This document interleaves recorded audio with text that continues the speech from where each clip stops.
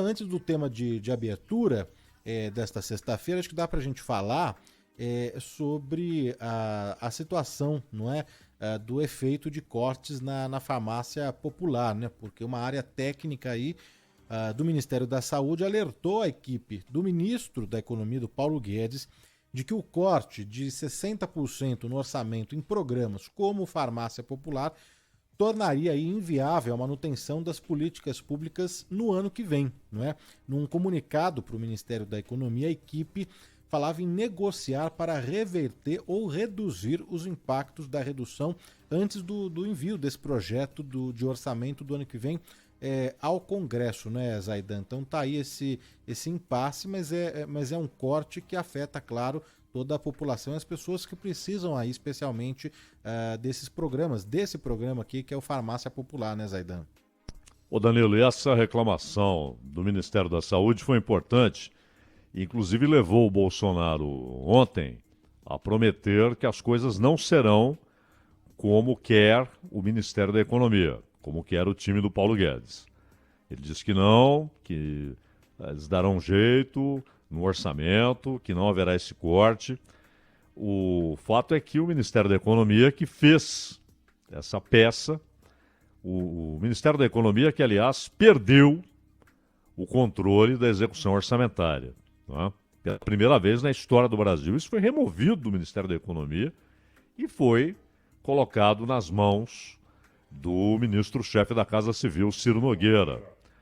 E hoje, Ciro Nogueira e Arthur Lira, que são expoentes do Centrão, que controlam a execução orçamentária. Uma coisa é o texto, a peça, a proposta, projeções de receitas e despesas. Outra coisa é a execução orçamentária.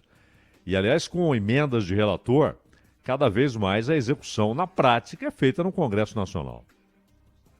Agora, o pessoal do Ministério da Saúde alertou o time do Paulo Guedes, dizendo o seguinte, que esse corte de 60% no orçamento em programas como Farmácia Popular tornaria inviável a manutenção das políticas públicas no ano que vem. Ou seja, eles não estão dizendo, olha, vai dificultar, vai ficar mais difícil.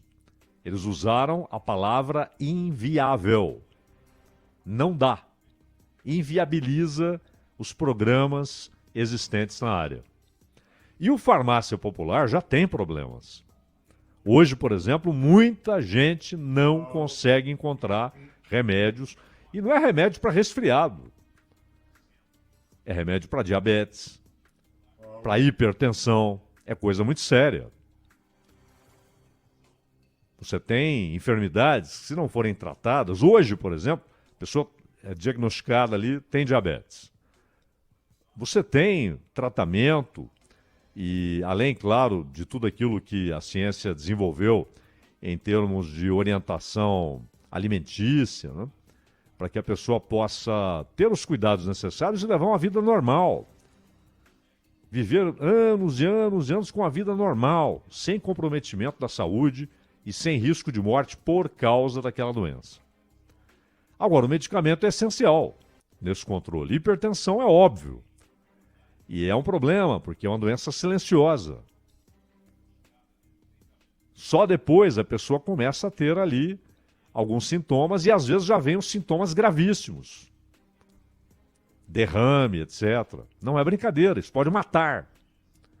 E é exatamente esse tipo de medicamento que muita gente não está encontrando. Então já há problemas, sem o corte. Imagina se houver o corte. Então é claro que muitas vezes você tem a burocracia atrapalhando, a demora no reajuste dos valores a serem pagos, porque o governo não compra os remédios, coloca tudo em contêineres e distribui pelos estados. Não é assim. A compra é feita lá, no local, e há o reembolso. Muitas vezes há demora no reembolso e demora no reajuste, porque as coisas vão ficando mais caras. E aí tem toda aquela burocracia, fica mais difícil, aí o remédio não é comprado, não há reposição, e as pessoas começam a ter dificuldades, além daquelas que a pandemia trouxe, como a desorganização no sistema de distribuição de mercadorias pelo mundo. Começou a faltar insumo básico para remédio, começou a faltar material usado hoje na fabricação dos carros modernos, inclusive chips, né? A parte eletrônica dos carros. A indústria passou a ter problema para adquirir o material necessário para a produção. A agricultura, houve um momento de muita dificuldade para conseguir adubos e insumos gerais. Só que no caso dos medicamentos, mesmo antes da pandemia, durante a pandemia, depois da pandemia, os problemas lá estavam, foram agravados pela pandemia, e agora, um corte como esse leva o Ministério da Saúde a dizer o quê? Ó, não é que vai atrapalhar, prejudicar, dificultar, vai inviabilizar. Esse é o verbo que o Ministério da Saúde usou. Vai inviabilizar. Esse corte não é aceitável. Como o Ministério da Economia não dá, não tem dinheiro para tudo? Sim, claro que não tem dinheiro para tudo. Tem aquele velho chavão, né? Governar é escolher prioridades. É determinar quais são as prioridades. Como é que você vai usar o dinheiro público? O que é prioridade? Prioridades não para o governo, para a população. Então é claro que não tem dinheiro para tudo. Você tem de priorizar.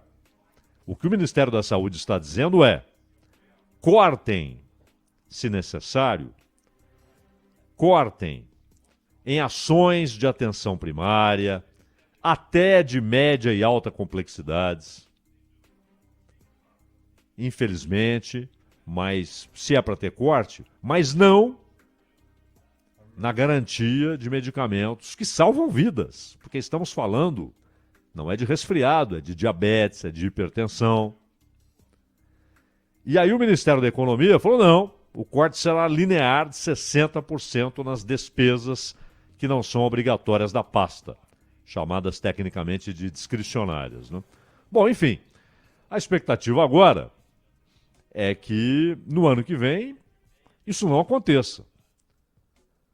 Na negociação com o Congresso, porque quem vai carimbar, quem vai dar a palavra final é o Congresso. Isso é óbvio.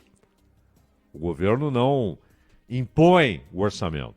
O orçamento é do Congresso. O governo manda uma peça, muitas vezes é uma peça de ficção.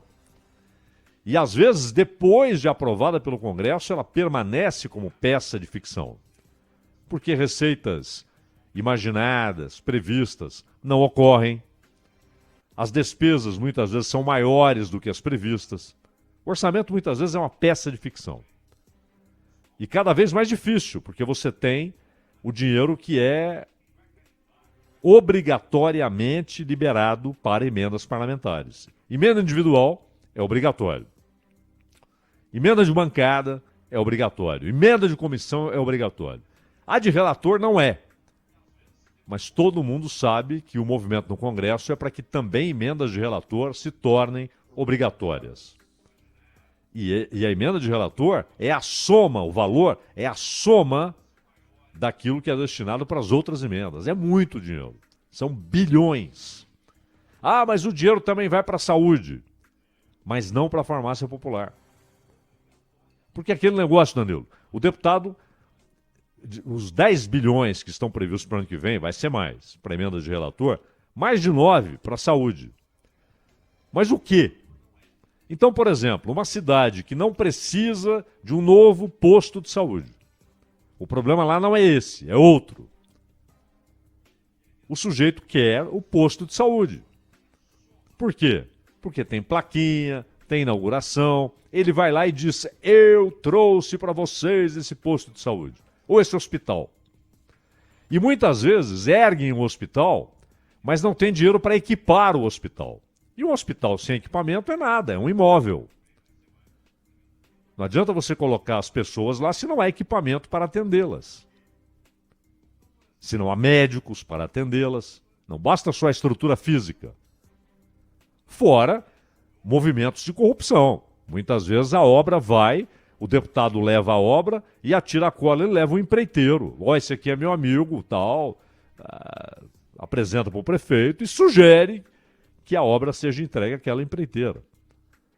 E o problema da emenda de relator, ao contrário das outras emendas, é que ela dificulta a fiscalização, além de ter problemas crônicos com transparência e publicidade do uso do dinheiro público, tanto que foi parar no Supremo. A Rosa Weber assumiu a presidência do Supremo, passou quase todos os casos que estavam com ela para o Fux, mas não passou esse, nem o do Daniel Silveira, não passou. Esse de emenda de relator.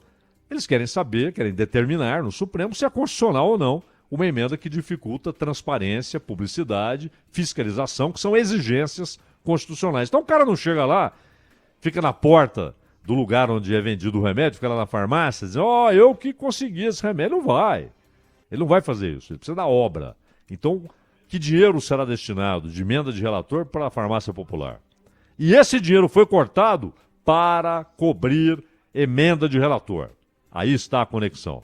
É isso que o Paulo Guedes tem de assumir, mas tomar essa pressão do Ministério da Saúde surta efeito. E aí, ganhe quem ganhar a eleição, não faça esse corte no farmácia popular, não é, Daniel? Exatamente, o ouvinte está revoltado aqui. O Gerson Guguto diz o seguinte: os canalhas cortam de nós, mas o fundo partidário dos corruptos cada ano só cresce. Nós que não podemos comprar os remédios padecemos. O Marcos Moura diz que falta por causa, está em falta por causa da matéria-prima, vários medicamentos em falta. O ouvinte Silas também reclamando aqui. Um outro aqui, Zaidan, escreveu que só este mês, é o natalino, este mês ele conseguiu encontrar remédio para osteoporose, porque não é sempre que ele consegue também não. O Ricardo Moraes, essa conversa é muito importante, muito interessante, não é? E é mesmo, porque afeta diretamente a vida do brasileiro, não é? Muitos ouvintes aqui repercutindo, né? Tirando dinheiro da saúde,